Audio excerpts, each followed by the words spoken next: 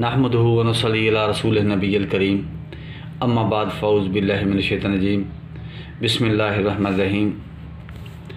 मोहतरम अतिब्बा कराम और अज़ीज़ साथियों, आज मैं एक अक्सरी जड़ी बूटी से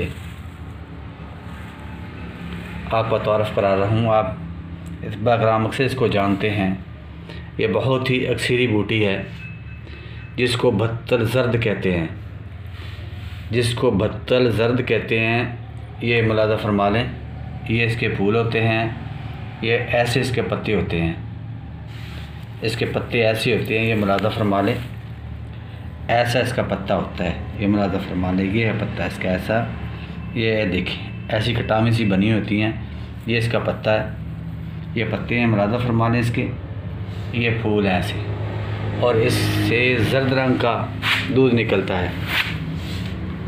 ये ज़र्द फूल वाली भत्तल है, ये ज़मीन पे मफरूश होती है और ये बहुत ही अक्सरी बूटी है। ये सन्यास में बहुत काम आती है। जितने भी मेरे सन्यासी भाई हैं वो जानते हैं, इसके हिफाजत को भी जानते हैं कि ये कितनी हिफाजत वाली बूटी है। तो मेरे दोस्तों, आज मैं इसका एक एक्सपेरिमेंट करने लगा हूँ। इसमें एक मैं बनाने लगा हूँ, जिस्त को बनाने लगा हूँ मेरे दोस्तों। इसमें जिस्त जो है वो कैम हो जाती है।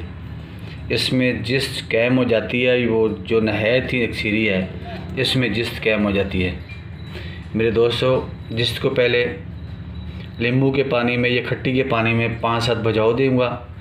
बजाव देने के बाद इसमें इसका नुकता जो है 1 पाव से आधा किलो तक दे के, आप आधा किलो भी दे सकते हैं। जिसके हिसाब अगर 1 तोला आपने रखनी है तो 1 पाव नुकता देंगे। 2 या 2.5 तोले या 5 तोले रखनी तो फिर आधा किलो इसका नुकता देंगे। तो ये बहुत ही नहायत अक्सरी बूटी है।